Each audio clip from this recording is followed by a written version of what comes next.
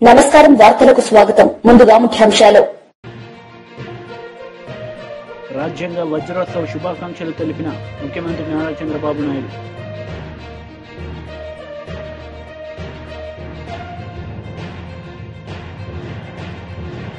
Deputy CM Pawan Kalyan press meet, పలు అంశాలపై వివరణ.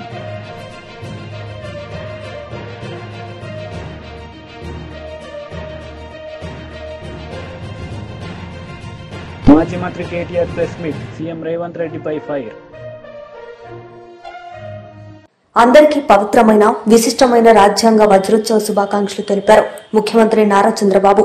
ఈ సందర్భంగా ఆయన మాట్లాడారు.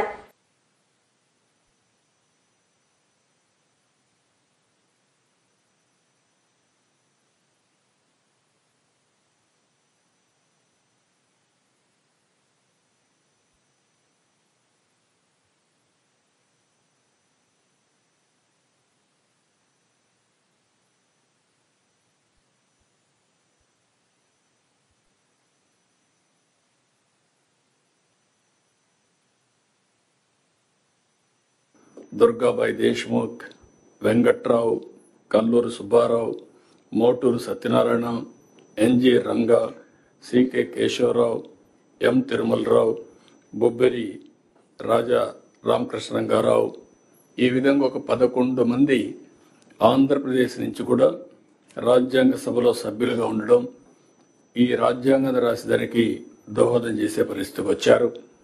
అందుకే ఒక పక్క రాజ్యాంగానికి అధ్యక్షత వహించినటువంటి అంబేద్కర్తో పాటు దేశంలో ఉండే అందరిని ఒకసారి ఆలోచించుకున్నప్పుడు ఆంధ్రప్రదేశ్ ఈ గడ్డ మీద పుట్టిన వారిని కూడా మనం ఒకసారి తలుచుకుని నివాళులర్పించాల్సిన అవసరం ఉంది. ఈ సందర్భంగా ఇప్పుడే మన రాజ్యాంగం మీద కూడా ప్రమాణం చేస్తున్నాం. అందులో కంటెంట్ కూడా మనం చూస్తున్నాం. ఇందులో చాలా స్పష్టంగా సాంఘిక, ఆర్థిక, రాజకీయ న్యాయాన్ని ఆ రోజు కూడా ఇప్పుడు కూడా మనం మాటల్లో పెడుతున్నాం తప్ప అందరికీ సామాజిక న్యాయం చేయాలని, ఆర్థిక ఏ విధంగా ఆర్థికంగా ముందుకు తీసుకురావాలని, రాజకీయ ప్రాధాన్యత సమతుల్యం పాటించాలి, అందరికీ న్యాయం జరగాలని చెప్పి చాలా స్పష్టంగా ఉంది. ఇంకొక పక్క ఆలోచన, భావ ప్రకటన, విశ్వాసం, ధర్మం, ఆరాధనలో స్వేచ్ఛని, ఇవన్నీ కూడా అందరికీ వచ్చే విధంగా చేయాలని, ఇంకొక పక్కన చూస్తే అంతస్తులోనూ అవకాశాల్లోనూ సమానత్వం చేకూర్చుటకు మనం ప్రయత్నం చేయాలని, వ్యక్తి గౌరవాన్ని, జాతీయతను మరియు అఖండతను తప్పక సంరక్షించాలని ప్రియాంబుల్లో ఎంత స్పష్టంగా చెప్పారంటే ఇవన్నీ చెప్పి ఈ రాజ్యాంగాన్ని 299 మంది రాసుకుంటున్నామని కాదు, భారతదేశ పౌరులుగా మనందరం రాసుకుంటున్నామనే విధంగా ఆ రోజు రాజ్యాంగాన్ని సమర్పించే పరిస్థితికి వచ్చారు.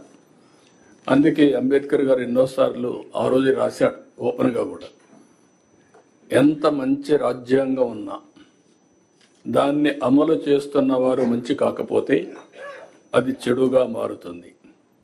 అలాగే ఎంత చెడు రాజ్యాంగం ఉన్నా దాన్ని అమలు చేస్తున్న వారు మంచివారు కాకపోతే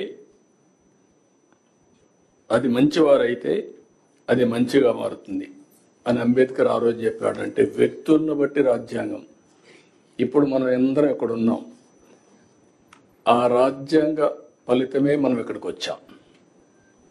మీరు ఐఏఎస్ కావచ్చు, కొంతమంది రిజర్వేషన్లో కావచ్చు, మేము రాజ్యాంగంలో పొందుపరిచినటువంటి ఓటు హక్కు ద్వారా ఇక్కడికి వచ్చాం. వచ్చిన తర్వాత రాజ్యాంగాన్ని ఓసారి నెమరు వేసుకోవడం కూడా మర్చిపోతున్నాం.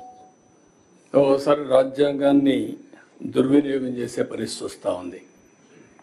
కానీ బ్యూటీ ఆఫ్ డెమోక్రసీ మనం ఒకసారి చూస్తే ఓట్ అనేది ఒక పవిత్రమైనటువంటి సైలెంట్ రెవల్యూషన్. ఆ రోజు అంబేద్కర్ గారు ఇచ్చిన ఓటు హక్కు మీరు చూస్తే కొన్ని దేశాల్లో కొన్ని సందర్భాల్లో అందరికీ ఓటు ఇవ్వలేదు. పేదవాళ్ళకు ఓటు కొన్ని దేశాల్లో పేదవాళ్లే కాకుండా కొన్ని వర్గాలకు కూడా ఓటు ఇవ్వని పరిస్థితి.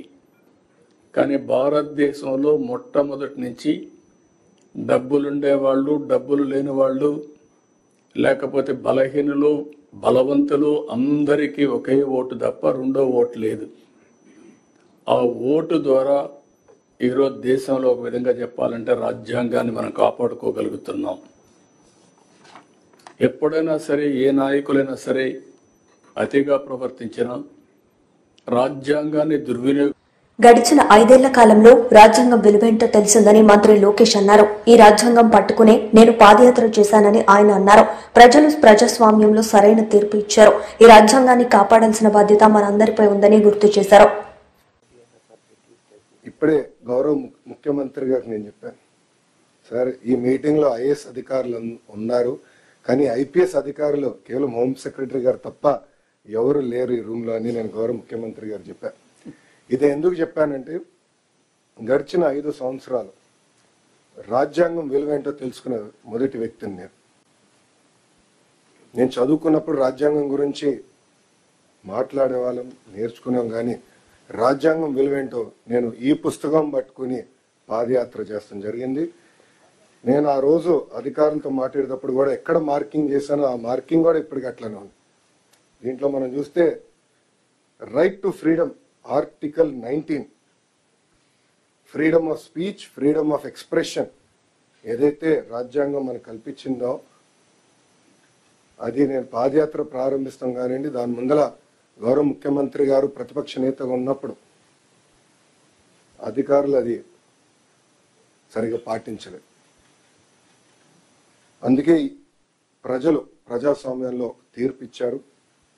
రాజ్యాంగాన్ని కాపాడాల్సిన బాధ్యత అధికారులందరిపైన ఉంది, ప్రజాప్రతినిధులపైన కూడా చాలా చాలా ఉంది. సీఎం రేవంత్ రెడ్డిలో నిస్పృహ, అసహనం కనిపిస్తున్నాయని బీఆర్ఎస్ కార్యనిర్వాహక అధ్యక్షుడు కేటీఆర్ అన్నారు. బీఆర్ఎస్ హయాంలో అదానికి ఇచ్చిన పనులంటూ పిచ్చి నివేదిక విడుదల చేశారన్నారు. అవగాహన రాహిత్యంతో సీఎం మాట్లాడితే ఎలా అని ప్రశ్నించారు. అదాని కలిసి కొన్ని ప్రతిపాదనలు ఇస్తే కేసీఆర్ తిరస్కరించారని గుర్తు చేశారు. అదానికి మేము రెడ్ సిగ్నల్ వేస్తే మీరు రెడ్ కార్పెట్ వేస్తున్నారని కేటీఆర్ ఆరోపించారు. అదానితో గత ప్రభుత్వం ఒప్పందాలు చేసుకుని ఉంటే వాటిని కూడా రద్దు చేయాలని కేటీఆర్ డిమాండ్ చేశారు. ఇందులో నేషనల్ హైవే ప్రాజెక్టులు, జాతీయ రహదారుల ప్రాజెక్టులు బీఆర్ఎస్ ప్రభుత్వం ఇచ్చిందంటాడు. ఈయన మొన్నటిదాకా ఎంపీగా పనిచేసిండు. జాతీయ రహదారుల ప్రాజెక్టులు రాష్ట్ర ప్రభుత్వం ఇస్తుందండి ఎక్కడన్నా? మరి గడ్కరీ గారు ఇక్కడ పనిచేస్తుండా, అక్కడ పనిచేస్తుండా? ఈయన మొన్నటిదాకా అక్కడున్నాడా, ఇక్కడున్నాడా? అసలు ఈరోజు ఎక్కడున్నాడు? మాకే అర్థం కావట్లేదు. అంటే ఇంత మూర్ఖంగా, ఇంత మొండిగా ప్రజల యొక్క తెలివితేటల్ని తక్కువ అంచనా వేసి నోటికొచ్చినట్టు వాగుతాను. మంత్రిత్వ శాఖ జాతీయ ఉపరితల రవాణా అంటే నేషనల్ సర్ఫేస్ ట్రాన్స్పోర్ట్, గడ్కరీ గారు మంత్రి. ఆయన డిపార్ట్మెంట్ టెండర్లు పిలిచి అలా అదానికి దేశమంతా వర్కులు వచ్చినాయి, ఈడొచ్చినాయి, అది మా కంట కడతానంటే ప్రజలు పిచ్చివాళ్ళు కాదు. ఇవాళ మా జర్నలిస్టు మిత్రులకు కూడా అన్ని తెలుసు. ఏదో నువ్వు చెప్తున్నావు కాబట్టి వింటున్నారు, కానీ నిజానికైతే అప్పుడే ప్రశ్నించాలా మీరు కూడా, సార్ అవి జాతీయ రహదారులు కదా అని. అడగలేదు ఎవరు, కాబట్టి ఇప్పుడు నేను చెప్తున్నా. రెండవది రక్షణ శాఖకు సంబంధించి అసలు మాకు చాలా ఆశ్చర్యంగా ఉంది. రక్షణ శాఖ రాష్ట్ర ప్రభుత్వ ఆధీనంలో ఉంటుందండి. రాజ్నాథ్ సింగ్ గారు ఏం చేస్తున్నారు మరిగా? రక్షణ శాఖ మంత్రి అయిన ఆయనకి ఎందుకు మరి? అంటే ఎంత మూర్ఖత్వం అంటే మాట్లాడితే కనీసం కొద్దిగా సోయి లేదు, ఏమి లేదు. ఇంకోటి 750 kV ట్రాన్స్మిషన్ లైన్ ప్రాజెక్టు, ఇది కూడా మాది కాదు, సెంట్రల్ గ్రిడ్ ఇది. అరే ఇవన్నీ గింత పిచ్చిగా, గింత మూర్ఖత్వంగా, గింత అవగాహన రాహిత్యంతో ముఖ్యమంత్రి మాట్లాడితే ఆయన ఏమనాలా? చిప్పు దొబ్బిందనకపోతే ఇప్పుడు దయచేసి నేను మీడియా మిత్రులను కూడా కోరుతా ఉన్నా, ఏది పడితే అది ముఖ్యమంత్రి నోట్లోంచి రాగానే అవేం భగవద్గీత అయిపోదు, అందులోకి వచ్చేటి అని శ్లోకాలు అయిపోవు. ఆయన మాట్లాడే దానిలో కూడా సరుకుందా, సబ్జెక్ట్ ఉందా, లేదా అంతా బబరాజమానం భజగోవిందమా అడగాలి కదా. మనం కూడా అక్కడ కూర్చున్న వాళ్ళం ఎదురుగా జర్నలిస్టులుగా డెఫినెట్గా ఆయన నిలదీయాలి. అది కేంద్ర ప్రభుత్వ ప్రాజెక్టు కదా సార్, నువ్వెందుకు పిచ్చి పిచ్చిగా మాట్లాడుతున్నావు అని ఒక్కరన్నా అడగాలి కదా. అయితే ఇంకా ఆశ్చర్యం, ఇంకా చాలా ఆయన మాట్లాడుతూ ఉంటే డ్రై పోర్టు కూడా కేంద్ర రాష్ట్ర ప్రభుత్వాల సంయుక్త ఆధ్వర్యంలో చేసేది, దానికి కూడా కేంద్ర ప్రభుత్వం అనుమతి ఇవ్వాలి. వాళ్ళతో సహకరించి, ఎందుకంటే మనకు ల్యాండ్ లాక్ స్టేట్, మనకు సముద్ర తీరం లేదు కాబట్టి డ్రై పోర్ట్ అనేది ప్రతిపాదన మనం తీసుకొచ్చినాం. దానికి కూడా కేంద్ర ప్రభుత్వంతో ఇంకా సంప్రదింపులు చేస్తానే ఉన్నాం. ఎవరికేం ఇవ్వలేదు, అది కూడా ఇవ్వండి ఇచ్చినట్టుగా చూపెట్టినాడు. ఇంకా విచిత్రం, ఇక సార్ ఇదివరకు కూడా లక్ష్మయ్య సార్ కూడా ఐటీ మినిస్టర్గా పనిచేసినారు, వారికి తెలుసు. పాపం చిట్టినాయుడికి ఏమో తెలియదు, ఎవడని చెప్తుంటాడా అంటే వినడు, అదో పెద్ద బాధ. ఆయన ఎంత మూర్ఖుడు అంటే మేము కేసీఆర్ గారి ప్రభుత్వంలో రెండు దఫాలుగా మైక్రోసాఫ్ట్ నుంచి 31,000 కోట్ల పెట్టుబడులు డేటా సెంటర్ రంగంలో తీసుకొచ్చాం. ఒకటి ఫిబ్రవరి 2022లో 15,000 కోట్ల పెట్టుబడి, జనవరి 2023 సంవత్సరంలో 16,000 కోట్ల పెట్టుబడి. ఇవి రెండు కూడా నేను మీకు ప్రెస్ కటింగ్లు ఇస్తాను, చూసుకోండి. మేము ఓపెన్గా బాజాప్తా మైక్రోసాఫ్ట్ పెద్దలు సత్యనాదెల్ల గారి నుంచి మొదలు పెడితే వాళ్ళ వివిధ అధికారులను కలిసి ఒప్పించి మెప్పించి హైదరాబాద్లో ఉండే సానుకూల పరిస్థితులు వివరించి ఇక్కడి ప్రభుత్వం యొక్క మంచి విధానాలు వివరించి మొత్తం 31,000 కోట్ల పెట్టుబడి మైక్రోసాఫ్ట్ డేటా సెంటర్లు వాటికి మేము సాధించాం. ఈ ముఖ్యమంత్రి గారి పరిజ్ఞానం ఎంత అంటే వీటిని ఆయన విడుదల చేసిన దానిలో మైక్రోసాఫ్ట్ డేటా సెంటర్లో ఆయన ఏం విడుదల చేసిండు నిన్న లిస్టులో? Adani data centre. ఇక ముఖ్యమంత్రి గారు ఎట్లాంటి వాడంటే ఈయన పాపం ఈయనకు తెలియదు. ఇదివరకు కూడా ఒకసారి ఇట్లే మాట్లాడిండు. సత్యనాదెల్లా అని ఉన్నాడు, ఆయన ఎవరా విప్రో సీఈఓనా అని మాట్లాడిండు. ఇప్పుడు కూడా గంతే. మైక్రోసాఫ్ట్ డేటా సెంటర్ పెట్టుబడిని ఆనాడు కేసీఆర్ ప్రభుత్వం 31,000 కోట్లు సాధిస్తే అవగాహన లేకుండా ఇప్పుడు మాట్లాడేటప్పుడు కనీసం అధికారులు చెప్పేదన్న వినాలి కదా. నువ్వు ముఖ్యమంత్రివి, నువ్వు మాట్లాడితే నువ్వు తప్పు మాట్లాడితే రాష్ట్ర గౌరవం మంటగలుస్తుంది. ఏది పడితే అది మాట్లాడడం అనేది ఆయనకు మంచిది కాదు. ఇప్పుడైనా సవరించుకోని చెప్తా ఉన్నా చిట్టినాయుడు గారికి, ఇప్పుడైనా సవరించుకోండి. 31,000 కోట్ల పెట్టుబడి రాష్ట్రానికి వచ్చింది. నా జేబులకు పోలే, కేసీఆర్ గారి జేబులకు పోలే, రాష్ట్రానికి వచ్చింది. రాష్ట్ర సంపద పెంచే అంశం, రాష్ట్రానికి మంచి జరిగే అంశం. దీనివల్ల మైక్రోసాఫ్ట్ వచ్చిందంటే తర్వాత అమెజాన్ వచ్చింది, అది ఇంకా 36,000 కోట్ల పెట్టుబడి, $4.7 బిలియన్ పెట్టుబడి. ఇవి రెండు మా ప్రభుత్వంలో అత్యధిక FDI. AP speaker, deputy speaker media సమావేశం నిర్వహించారు. ఈ సందర్భంగా వారు మాట్లాడారు.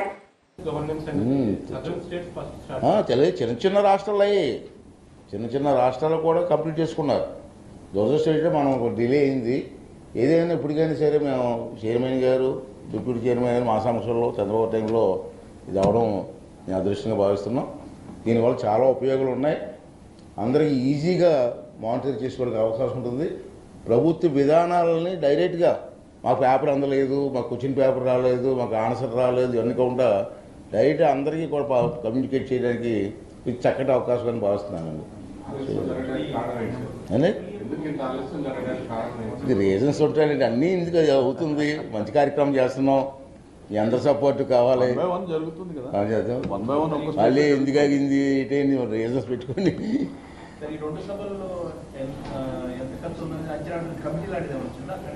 ఇక్కడి నుంచి కమిటీ వచ్చారు సార్, లాస్ట్ వీక్ వచ్చారు. అప్పుడు నేను లేను కానీ వాళ్ళు వచ్చి మొత్తం మా సెక్రటరీ గారి సమస్యలో స్టడీ చేసి ఎంతమంది సభ్యులు ఉన్నారు, ఎన్ని టేబుల్స్ ఉన్నాయి, ప్రతి టేబుల్కి కూడా ఒక కంప్యూటర్ సిస్టమ్ లాగా వస్తుంది ఆటోమేటిక్గా. తర్వాత మన సెల్ ఫోన్లు కూడా డైరెక్ట్గా పంపించడానికి అవకాశం ఉంది. నేవా అప్లికేషన్ ఉంది, అప్లికేషన్ ద్వారా అందరూ చూసుకోవచ్చు. వైఎస్ఆర్సీపీ అధ్యక్షుడు జగన్మోహన్ రెడ్డి గారు తన ప్రతిపక్ష నాయకుడు హోదా ఇస్తేనే అసెంబ్లీకి వస్తారంటారు. మీరు సబ్జెక్ట్ డైవర్ట్ చేస్తారు. ఈ సబ్జెక్ట్ అని మాట్లాడదాం. ఇది చాలా ఇంపార్టెంట్ సబ్జెక్టు, ప్రజల్లోకి వెళ్ళాలన్నది ఉద్దేశం మీద ముందుకు వచ్చా. రేపు ఉందాం, మాట్లాడుకుందాం. సార్ చైర్మన్ గారు మీరు మాట్లాడుతుంది. అలాగే మీడియా మిత్రులందరూ కూడా నా నమస్కారం. ఈ రోజున స్పీకర్ గారు చెప్పినట్టుగా ఈ యొక్క నేవా అప్లికేషను ఏదైతే ఉందో ఇది దేశమంతా కూడా చేయాలనేటటువంటి భారత ప్రభుత్వం యొక్క ఆశయం ప్రకారంగా మా యొక్క గవర్నమెంట్ కూడా, ఆంధ్రప్రదేశ్ గవర్నమెంట్ కూడా దీని మీద ముందుకెళ్ళటం, ఈ రోజున దాని మీద ఒక MOU కూర్చుకోవటం జరిగింది. దానిలో ఈ రోజున పార్లమెంటరీ అఫైర్స్ మినిస్టర్ గారి యొక్క ఛాంబర్లో ఆ కార్యక్రమాన్ని మేము చేయడం జరిగింది. దీని ద్వారా ఈ ఆంధ్రప్రదేశ్లో ఉన్నటువంటి ఈ రెండు శాసన వ్యవస్థలు ఏదైతే ఉందో శాసనసభ, శాసన మండలిలో ప్రాసెస్ అంతా కూడా ఈజీ అవుతుంది. సభ్యులందరికీ కూడా కావాల్సినటువంటి ఇన్ఫర్మేషన్ అంతా కూడా ఈ డిజిటలైజేషన్ ద్వారా పూర్వం ఉన్నటువంటి ఇన్ఫర్మేషన్ కానీ అంతా కూడా తీసుకోవడానికి, అలాగే వాళ్ళకి కావాల్సినటువంటి ఇన్ఫర్మేషన్ అంతా వాళ్ళు సభలోనే కూర్చుని వెంటనే ఇమీడియట్గా క్లారిఫై చేసుకోవడానికి కూడా ఉపయోగపడుతుంది. అదే కాకుండా ఇది ఈ విధానం ద్వారా పేపర్లెస్ ఏదైతే చేశామో పర్యావరణానికి ఈ రోజున అంతా కూడా గ్రీన్ ఫీల్డ్ కింద, అంటే ఈ యొక్క పొల్యూషన్ లేకుండా ఉండాలనేటటువంటి ఆలోచన ఈ దేశంలో ఏదైతే ఉందో దాన్ని మేము ముఖ్యంగా ఆంధ్రప్రదేశ్లో దీని ద్వారా కొంతవరకు చేయడానికి అవకాశం ఉంటుంది. అలాగే ఈ ప్రాజెక్టుకి ఇందాక పెద్దలు చెప్పినట్టుగా అయ్యేటటువంటి ఖర్చులో 60% కేంద్ర ప్రభుత్వం, 40% మరి స్టేట్ గవర్నమెంటు భరిస్తూ ఉంది. కనుక అతి త్వరలోనే ఎంఓ ఏదైతే అయిందో దాని మీద ఫర్దర్గా జరిగేటటువంటి ప్రాసెస్ అంతా కూడా ఇమీడియట్గా చేసి, నేను అనుకునేది ఏంటంటే రాబోయేటటువంటి శాసనసభ సమావేశాలు కానీ లేకపోతే తర్వాత వచ్చేటటువంటి సమావేశాలు కానీ ఇది ఖచ్చితంగా పూర్తవుతుందని చెప్పి అనుకుంటా ఉన్నాం. ఇందాక మిత్రులు అడిగినట్టుగా ఇక ముందు ఆలస్యం కాదు, ఇది ఆలస్యం కాకుండా ఈ యొక్క 2-3 ఈ సెషన్స్లోనే ఇది పూర్తయ్యి ఈ రాష్ట్రంలో ఈ విధానాన్ని అమలు చేయడానికి అవకాశం ఉంటుంది. ఇది మా చేతుల మీద మేము అందరూ ఉండి జరగటం అనేది మాకు సంతోషంగా ఉంది. గవర్నమెంట్ ఖచ్చితంగా దీనికి మా గవర్నమెంట్ కూడా సపోర్ట్ చేస్తూ ఉంది. సెంట్రల్ గవర్నమెంట్ కూడా దీన్ని పూర్తిగా మరి త్వరగా పూర్తి చేయాలనే ఆలోచన ఉంది. కాబట్టి ఇది ఒక మంచి విధానం. దీని మీద మేము ఎంఓ వయనాడ్ ఉప ఎన్నికల్లో భారీ మెజార్టీతో గెలిచిన ఏఐసీసీ ప్రధాన కార్యదర్శి ప్రియాంక గాంధీకి ముఖ్యమంత్రి రేవంత్ రెడ్డి అభినందనలు తెలిపారు. ఢిల్లీ పర్యటనలో ఉన్న సీఎం ఉప ముఖ్యమంత్రి భట్టి మర్యాదపూర్వకంగా కలిసి అభినందించారు. రాష్ట్ర కాంగ్రెస్ ఎంపీలతో భేటీ అయి రాష్ట్ర పెండింగ్ అంశాలను కేంద్రం దృష్టికి తీసుకెళ్లడంపై దిశానిర్దేశం చేయనున్నారు.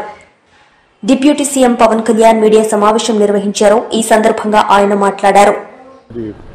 చేస్తానని చెప్పి అది ప్రధానమంత్రి గారు నిర్ణయం తీసుకోబోతారు. రేపు పొద్దున కలిసిన ప్రధానమంత్రి గారిని నేను ఎవరికి తెలియజేస్తాను. నేను మాట్లాడేది ఇప్పుడు మన ముఖ్యమంత్రి గారే మాట్లాడతారు. లేదు ఉన్నాయి, వాళ్ళు అదే చెప్తా ఉన్నారు, వాళ్ళు వాడలేదు. అందుకనే కదా ఈరోజు అంటే మనకి నైతికంగా కూడా బలం ఉంది. కాకపోతే ఏంటంటే గత ప్రభుత్వం చేసిన ఈ తప్పులన్నీ మనకి వారసత్వంగా వచ్చినాయి. అది వాళ్ళు చేసిన తప్పులకి ఈరోజు మనం మాట పడాల్సి వస్తుంది. మాట పడుతున్నాం ఎందుకంటే ప్రజలకు ఇచ్చిన ఇది ఇంకొక ఆల్రెడీ మనం ఇంకొక 2-3 వారాల్లో దీనికి కంప్లీట్ డీటెయిల్ ఒకటి చేస్తున్నాం. జేజేఎం సంబంధించి డిపిఆర్ కూడా ఒకటి చేయాలి. ఇవాళ ఒక 2-3 వారాల్లో అయిపోతుంది అనుకుంటున్నాం. ఈరోజు అంటే మన వైస్ ప్రెసిడెంట్ గారిని కలుస్తాం సాయంత్రం.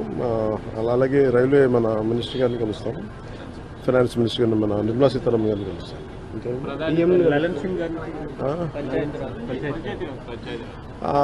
ఇప్పుడు ఉన్నాం మనకి ఇంకా ఫైనలైజ్ చేసినట్లయితే చెప్తారు.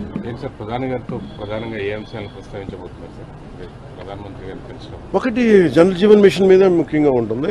అంటే ఎందుకంటే ప్రధానమంత్రి గారి కోరిక అంటే ఆయన కళ ఇది, ప్లస్ ప్రతి ఒక్కరికి రక్షిత మంచినీరు ఇవ్వాలని, దానికి మేమందరం కమిటెడ్గా ఉన్నాం. అందుకనే ఒక మోడల్ స్టేట్గా చేయాలనేది ఆయన నా అభిప్రాయానికి తెలియజేయడానికి.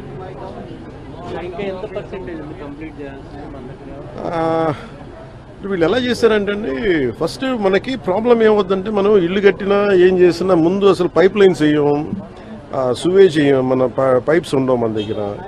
ఇప్పుడు సమస్య ఏముందంటే మన దగ్గర వేసిన పైప్ లైన్స్నే మళ్ళీ వీళ్ళు సరిగ్గా ఫ్లో లేదు. డిజైనింగ్ లోపాలు చాలా ఉన్నాయి. ఆ డిజైనింగ్ లోపాలు ఒకళ్ళు కరెక్ట్ చేయాలి. అలాగే మనం ఒక నిమిషం అలాగే డిజైనింగ్ లోపాలతో పాటు ముఖ్యంగా ఏంటంటే ఈ వాటర్ ప్రెషర్ ఒకటి సరిపోవట్లేదు. ప్రతి ఒక్కరు ఇండివిజువల్ హౌసెస్ వాళ్ళు ఓన్ మన మోటార్లు పెట్టి లాగేస్తా ఉన్నారు. మిగతా ముందుకెళ్ళే వాళ్ళకి రావట్లేదు, కొంచెం హైట్లో ఉండే వాళ్ళకి రావట్లేదు. ఇవన్నీ చాలా పారామీటర్స్ కన్సిడర్ చేసి మనం భవిష్యత్తుకు ఆలోచించాలి. అందుకని వీటి మీద నేను ముందు నుంచి రివ్యూస్ చేస్తున్నప్పుడు నేను ప్రతిసారి ఇదే చూస్తున్నాను.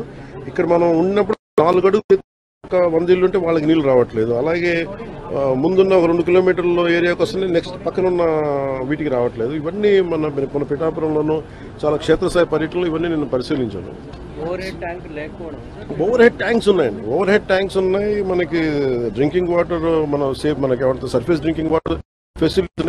పైప్ డిజైనింగ్ లో వీళ్ళు చాలా బండగా మొండిగా పైప్ లేసి తవ్వేస్తున్నారు. కానీ దానికి చాలా కన్సిడర్ చేయాలి. ప్రెషర్ ఎవరిని తీసుకుంటారో లేదంటే ఎక్స్ట్రా మీటర్ ఏమైనా దళిత నాయకుల మీద దాడులు చేస్తున్నారని మండిపడ్డారు టీజీఆర్ సుధాకర్ బాబు. వాళ్ల పార్టీకి చెందిన దళిత హోంమంత్రికి పరిపాలించడం రాదని ఎద్దేవా చేస్తే చంద్రబాబు కనీసం స్పందించలేదా అని విమర్శించారు. వైఎస్ జగన్ పాలనలో సంక్షేమ పథకాల్లో దళిత బలహీన వర్గాల వారే అత్యధికంగా లబ్ధిదారులు ఉన్నారని తెలిపారు. ఆ స్వాతంత్రం సంపాదించుకున్న నాటికి లేదా ఈ రోజుకి కూడా భారతదేశంలో భిన్నమైన కులాలు, భిన్నమైన మతాలు, భిన్నమైన ప్రాంతాలు, భిన్నమైన సంస్కృతులు, భిన్నమైన సాంప్రదాయాలు, భిన్నమైన ఆహారపు అలవాట్లు, భిన్నమైన సాంప్రదాయాలు, ఇన్ని విభిన్నమైన సాంప్రదాయాల, భాషల, ప్రాంతాల కలయికే స్వతంత్ర భారతదేశం. ఇలాంటి స్వతంత్ర భారతదేశానికి రాజ్యాంగ రచన జరిగినప్పుడు బాబాసాహెబ్ అంబేద్కర్ యొక్క ఆలోచన విధానంలో అన్ని ప్రాంతాలకు సమానమైన న్యాయం జరగాలని, అన్ని కులాలకు సమానమైన రాజ్యాంగపరమైన హక్కులు లభించాలని, ప్రతి ఒక్కరూ చదువుకునే హక్కు ఉండాలని, ప్రతి ఒక్కరికి ఆరోగ్య హక్కు ఉండాలని, ప్రతి ఒక్కరికి మాట్లాడే హక్కు ఉండాలని, ప్రతి ఒక్కరికి మత స్వేచ్ఛ ఉందని మన రాజ్యాంగంలో పొందుపరిచి ఉన్నది. మరి ఆనాడే అనేకమైనటువంటి ఒడిదుడుకులు ఉండినప్పటికీ, అనేకమైనటువంటి ఒత్తిళ్లు ఉండినప్పటికీ బాబాసాహెబ్ అంబేద్కర్ మహాశయుడి యొక్క రచనల్లోని ఆ రాజ్యాంగంలో పొందుపరిచిన చట్టాలను మనం తీక్షణంగా గమనిస్తే ఎక్కడా కూడా రాజులకు, ప్రభువులకు రాజ్యాంగంలో ప్రవేశం లేదు. రాచరికానికి రాజ్యాంగంలో ప్రవేశం లేదు. రాజులాగా ప్రజలచే ఎన్నుకోబడిన ప్రజాప్రతినిధులు ప్రవర్తించడానికి ఏమాత్రమును ప్రవేశం లేదు. అందుకే బాబాసాహెబ్ అంబేద్కర్ని ఒక పితగా, రాజ్యాంగ పితగా, రాజ్యాంగ రచన పితగా, ఈ దేశానికి దిక్తూచిని ఇచ్చిన ఒక మహానుభావుడిగా, ఒక దార్శనికుడిగా, ఒక రాజకీయవేత్తగా, ఒక మేధావిగా, ఇతర దేశాల్లో వారి విగ్రహాన్ని పెట్టించేంత గౌరవాన్ని సంపాదించుకున్న అంబేద్కర్ గారి యొక్క స్ఫూర్తి మనం ఎంతవరకు ఈ రోజున ఈ రాష్ట్రంలో అమలు పరుస్తున్నాం, ఈ దేశంలో అమలు పరుస్తున్నాం. కుల మత వర్ణ వ్యవస్థలకు వ్యతిరేకంగా మన రాజ్యాంగం ఉంటే ఇప్పటికీ కులం పేరుతో, మతం పేరుతో, ప్రాంతం పేరుతో ప్రజలను హింస పెడుతున్న రాజ్యాధికారంలో ఉన్న ప్రతి ఒక్కరూ కళ్లు తెరవమని చెప్పి మనం చేస్తున్నాం. ఈ రోజున చంద్రబాబు నాయుడు గారి ఆధ్వర్యంలో ఆంధ్ర రాష్ట్ర ప్రభుత్వము రాజ్యాంగ దినోత్సవాన్ని జరుపుకున్నంత మాత్రాన మీరు ప్రజాస్వామ్యాన్ని పరిరక్షించినట్టు కాదు. ఓ పక్కనేమో ప్రజలచే ఎన్నుకోబడిన మీరు అనగా మీ ప్రభుత్వం, మీ కూటమి ప్రభుత్వం ప్రజల యొక్క జీవన విధానానికి, ప్రజల యొక్క ప్రాథమిక హక్కులైన మాట్లాడే హక్కుని అనగా వాక్ స్వాతంత్ర్యాన్ని, జీవించే హక్కుని లేదా భావ ప్రకటనా స్వేచ్ఛని మీరు ఉక్కు పాదం పెట్టి ఈ రోజున ఈ రాష్ట్రంలో అణగదొక్కుతూ ఒక ముఖ్యమంత్రి స్థాయిలో ఉన్న మీరు. బీజేపీ నేతలు మీడియా సమావేశం నిర్వహించారు. ఈ సందర్భంగా మీడియాతో వారు మాట్లాడుతున్నందుకు అర్థం ఉండాలి. వేల మంది, వందల మంది ఆ ప్రజలు ఫార్మాసిటీలో, ముచ్చర్ల ఫార్మాసిటీ కాడ వేల ఎకరాలు తీసుకుంటుంటే రైతులందరూ ఆందోళన చేస్తే సిగ్గు లేకుండా పోయి మాట్లాడినవాడా ఫార్మాసిటీని రద్దు చేస్తారని చెప్పేసి. ఇప్పటి వరకు దానిపైన చర్యలు తీసుకోకపోను, హైకోర్టుకి ఇంకా ఫార్మాసిటీ లైవ్లోనే ఉందని చెప్పేసి చెప్పినావు. మళ్ళా ఇప్పుడు దాన్ని పక్కకు మార్చి రకరకాలుగా విన్యాసాలు చేస్తూ ఉన్నావు. నిన్న మొన్న అయింది గొడవ, లగచర్ల గొడవల అసలు వీళ్ళు మతి ఉండి మాట్లాడుతున్నా, ముఖ్యమంత్రి గారు మతి మర్చిపోయి మాట్లాడుతున్నా అర్థమైతలేదు. బహుశా ఆయన పార్టీల నాయకుల మధ్య, నాయకులతోటి, ఆయన పార్టీల ఆ గవర్నమెంట్ మంత్రులతోటి ఎవ్వరు కూడా బాసటగా నిలుస్తారేమో పాపం అనిపిస్తూ ఉంది. చివరికి ఏంటంటే ఆయనకి ఎవరు దిక్కయ్యారంటే కూనమనేని, తర్వాత ఇంకొక ఆయన ఎవరు తమ్మినేని, వాళ్ళతోటి పిలిపించుకొని మాట్లాడుకొని బయట మీడియాలో చెప్పించుకునే హీన స్థితికి కాంగ్రెస్ పార్టీ రేవంత్ రెడ్డి దిగిందంటే ఆయన స్థాయి ఇలా ముఖ్యమంత్రియా లేకపోతే మంత్రిరా లేకపోతే ఏందో అర్థంగా అయితలేదు. వాళ్ళతోటి ప్రెస్లో మాట్లాడించుకునేది నీ మంత్రివర్గం ఎటుపోయింది, నీ పార్టీ నాయకులు ఎటుపోయారు, నీ తెలంగాణ కాంగ్రెస్ కమిటీ ప్రెసిడెంట్ ఎటు పోయిండు. చివరికి వాళ్ళతోటి మాట్లాడుతూ ఇంత అబద్ధాలకోరు ముఖ్యమంత్రి దగుల్బాజీ మాటలు మాట్లాడుతున్నాడు. నేను అది ఫార్మాసిటీ అంటే ఫార్మా కంపెనీకి ఇస్తలేను, అది ఇండస్ట్రియల్ క్యారిడార్కి ఇస్తా ఉంటారు. ఇంతకంటే అంటే అంతమంది మీద కేసులు పెట్టి జైల్లో పెట్టేసి చివరికి వాళ్ళ ఊసురు తలిగేటట్టు మాట మార్చి అంటే నీకు నోరా తాటిమట్ట. అది ఒక మాట మాట్లాడుతున్నప్పుడు ఒక ఇండస్ట్రీ తీసుకొస్తున్నప్పుడు నువ్వు జీవో ఏమి ఇచ్చినావు? జీవోలో ఖచ్చితంగా చెప్పినావు అదే ఫార్మా కంపెనీకి ఇస్తున్నావు అని చెప్పేసి. ఇప్పుడేమో ఇండస్ట్రియల్ క్యారిడారు ఎట్లా మారుస్తావు నువ్వు? జీవో ఇచ్చు, ఫస్ట్ జీవో రిలీజ్ చేయి. ఇప్పుడు ఫస్ట్ ప్రజలకు క్షమాపణ చెప్పు, నేను ఫార్మాసిటీ ఇస్తలేను, ఫార్మా కంపెనీ కాదు అది, ఇండస్ట్రియల్ సిటీ చేస్తా, ఇండస్ట్రియల్ క్యారిడార్ చేస్తున్నామని చెప్పేసి. ఫార్మాసిటీ ఒకసారి ఫార్మా కంపెనీ, ఒకసారి ఇండస్ట్రియల్ క్యారిడార్ అని ఒకసారి ఏం మాట్లాడుతున్నావు నువ్వు? ఓ ముఖ్యమంత్రి బాధ్యత రాహిత్యంగా ఎందుకు మాట్లాడుతున్నావు? ఒక ముఖ్యమంత్రి చేసేటువంటి చిన్నపిల్లలు ఆడుకున్నట్టు చేష్టలు చేస్తే ఎట్లా? గిల్లి కజ్జాలు పెట్టుకుంటున్నావు ప్రజలతోటి, ఎందుకు ఇట్లా చేస్తున్నావు అనేది అర్థం కాదు. ఇవాళ ఈ రకమైనటువంటి పరిస్థితి రాష్ట్రంలో అయోమయమైనటువంటి పరిస్థితి కనపడతా ఉంది. పిచ్చి మాటలు ఏం మాట్లాడుతున్నారో అర్థం కానటువంటి విషయాలు మనకు కనపడుతున్నాయి. ప్రజలు ఇలా ఇవన్నీ ఇక్కడ పెట్టేసి చివరికి నీ పోలీసులు, నీ కింద పనిచేసే పోలీసులే నీ ప్రభుత్వం మీద తిరుగుబాటు చేసి వాళ్ళ పిల్లలతో కలిసి కార్యాలయాన్ని, ముఖ్యమంత్రి, ఉప ముఖ్యమంత్రి, ప్రజాభవన్లను ముట్టడించే స్థాయికి పోయింది. అవన్నీ మర్చిపోయి నువ్వు మహారాష్ట్రాల నరేంద్ర మోడీ గారిని ఇష్టం వచ్చినట్టు మాట్లాడుతీవి. ప్రధానమంత్రి అని చెప్పేసేటువంటి ఒక పెద్ద ఆయనని ఏం మాట్లాడాలో అర్థం కాక ఆయన ఏమన్నాడు?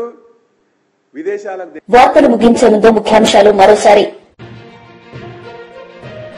రాజ్యాంగ వజ్రోత్సవ శుభాకాంక్షలు తెలిపిన ముఖ్యమంత్రి నారా చంద్రబాబు నాయుడు.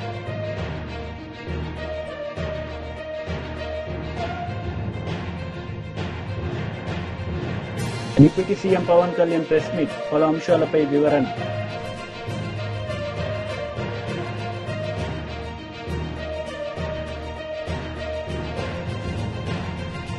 మాజీ మంత్రి KTR press meet, CM Revanth రెడ్డిపై ఫైర్. ఈ వార్తలు ఇంతటితో సమాప్తం. తిరిగి ప్రసారమయ్యే వార్తల్లో మళ్ళీ కలుద్దాం. అంతవరకు సెలవు. నమస్తే.